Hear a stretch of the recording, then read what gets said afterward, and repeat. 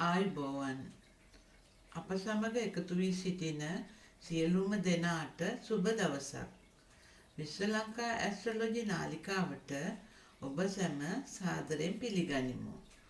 ග්‍රහමණ්ඩලයේ ඇති අතිශයින්ම සොඳුරු ග්‍රහයා වගේම ග්‍රහලොව මනමාලිය සුකුමාලිය වශයෙන් හඳුන්වනු ලබන සිකුරු ග්‍රහයා උච්චව බලවත්ව ලග්න කීපයකට මාලවී නම් පංචමහා පුරුෂ යෝගයත් මහෝෂධ කියන බලවත් වටිනා යෝගයත් නිර්මාණය කරමින් 2026 මාර්තු 2 වෙනි දින ගුරු ග්‍රහයාට අයිති මීන රාශියට සම්ප්‍රාප්ත වනු ලබනවා.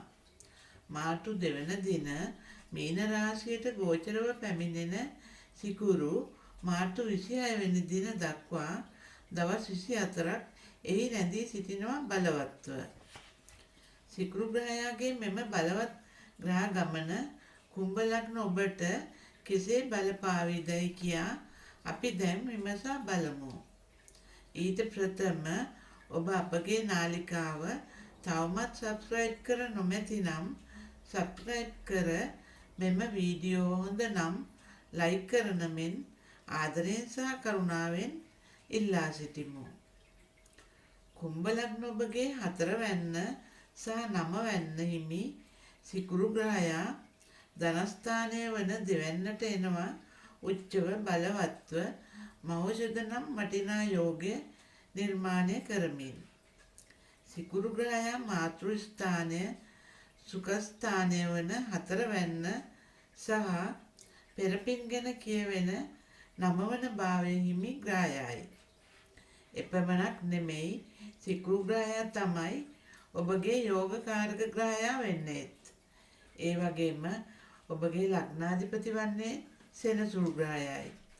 සෙනසුරු ග්‍රහයාද මෙම අවස්ථාවේ සිටින්නේ මීන රාශිගතවයි. ලග්නාධිපති සමග යෝගකාරක ග්‍රහයා යෝග වීම ඊටාම සුබයි කුම්භ ලග්න ඔබට. අනිත් අතට සිකුරු යනු රාගාධික කාමාධික ලෞකිකත්වයට වැඩි නැඹුරුවක් තිබෙන ග්‍රහයෙක්. ඒ වුණාට සෙනසුරු ලෝකෝත්තර පැත්තට වැඩි ඇලුම්කමක් දක්වන ආගම දහමට වැඩි නැඹුරුවක් තිබෙන ග්‍රහයෙක්. මේ නිසා සිකුරුගේ පැවැත්ම මෙම ලෞකික ගති පැවතුම් වල යම්කිසි පාලනයක් සිදු කරાવી සෙනසුරුගේ බලපෑම මත. ඒ වගේම තමයි සිකුරු මේ ඇවිත් තිබෙන්නේ ගුරුගේ නිවහනටයි. එහෙම නැත්නම් ගුරුගේ රාශියටයි. ගුරු ග්‍රහයාත් ලෞකික දෙයට වැඩි කැමැත්තක් නැති ලෝකෝත්තර පැත්තට වැඩි නැඹුරුවක් ඇති ග්‍රහයෙක්. මේ නිසා සිකුරුට Tamanට කැමැති ආකාරයට මෙම ස්ථානයේ හැසිරීමට අවස්ථාවක් ලැබෙන්නේ නැහැ.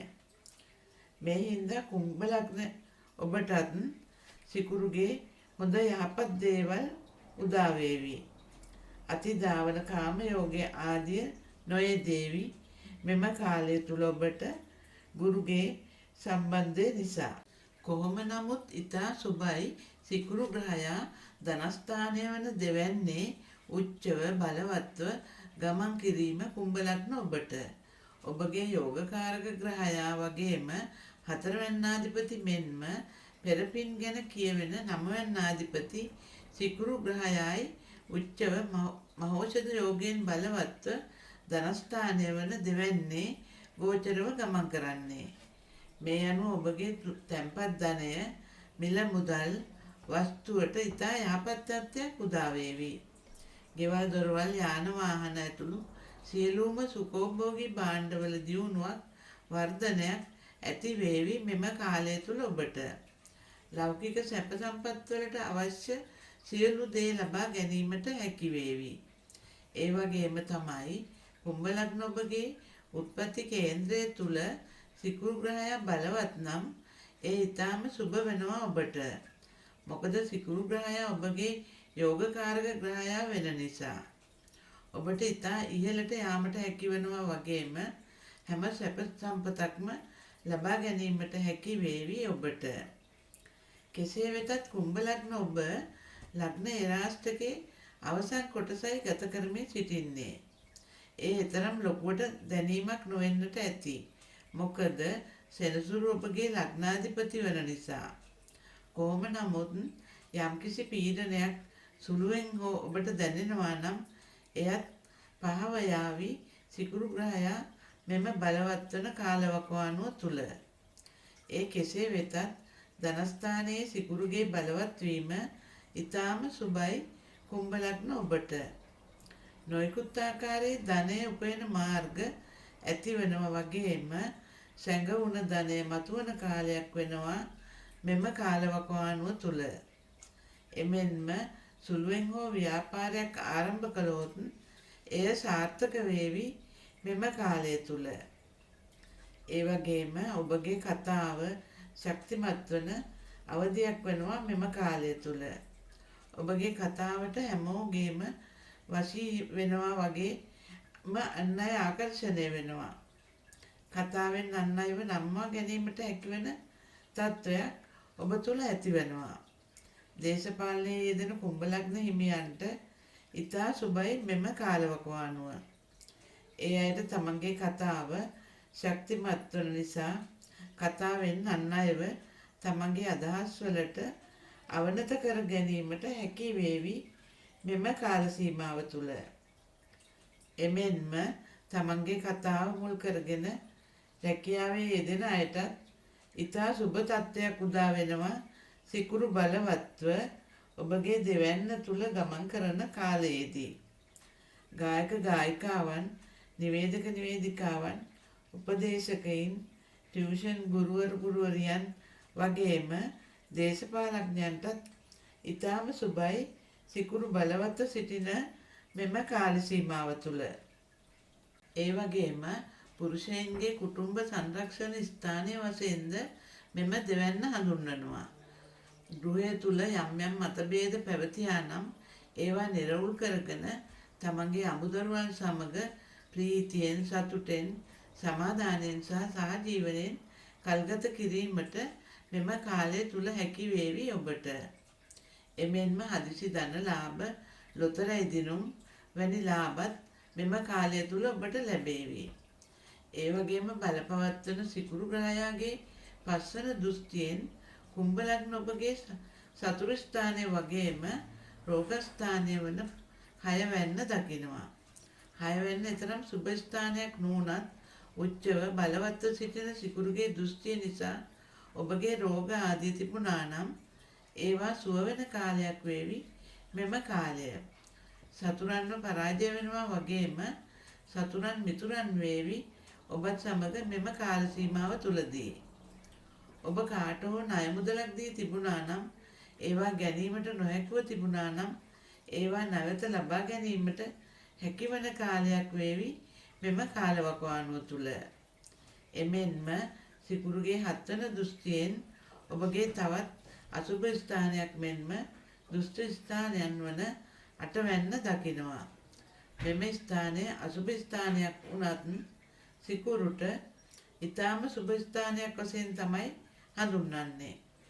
සිකුරු බලවත් වීම නිසා තවත් සුභඵල වැඩි වශයෙන් ලබා දෙවි මෙම ස්ථානයේදී. ස්ත්‍රී පාර්ශ්වයේ අයට ගෘහ ජීවිතය තුළ යම් යම් ප්‍රශ්න තිබුණා නම් ඒවා සමතයකට පත් කරගෙන තමන්ගේ ස්වාමි පුරුෂයා සහ දරුවන් සමග සතුටින්, ප්‍රීතියෙන්, සමගියෙන් කල්ගත කිරීමට හැකි වෙනවා මෙම කාලය තුල. එමෙන්ම තමන්ගේ වැඩිහිටි ඥාතීන්ගෙන් දේපල ආදිය හිමිවීමට තිබුණා නම් ඒවා හිමිවන කාලයක් වේවි. ඒ වගේම හදිසියේ ලැබෙන ධන වාසනා උරුම වීමටද හැකි වේවි මෙම කාලය තුල. ඒ වගේම බලවත් සිකුරුගේ 9 වන දෘෂ්ටියෙන් ඔබගේ කර්මස්ථානය වගේම රැකී රක්ෂාව ගැන කියවෙන දසවැන්න දකිනවා. එයත් ඉතා සුබයි කුම්භ ලග්න ඔබට. ඔබගේ රැකියාවේ ප්‍රශ්න ගැටලු තිබුණා නම් ඒවා සමතයකට පත්වේවි. රැකියාවේ උසස් වීම ආදිය ලැබේවි. රැකියා ස්ථානයේ උසස් අයගේ අවධානයට ලක් වේවි. ව්‍යාපාර ආදී දියුණුව ඇති වේවි. ඒ වයින් වැඩි ලාභ ආදිය ලැබේවි. කොහොම නමුත් අප විසින් මෙම ගෙනෙන ලද පලාපල විස්තරය සමස්තයක් වශයෙන් පොදු පලාපල විස්තරයක් බැවින් කුම්භ ලග්නය ඔබගේ උප්පත්ති කේන්ද්‍රය තුල පිහිටා ඇති ග්‍රහයන්ගේ බල දුබලතා අනුවත් ඔබ ගත කරන මහදසා අන්තර්දසා විදසා අනුවත් මෙහි සඳහන් සුබ ඵලවල අඩු වැඩි වීමක් ඇතිවීමට පුළුවන් බව කරුණාවෙන් සැලකන්න.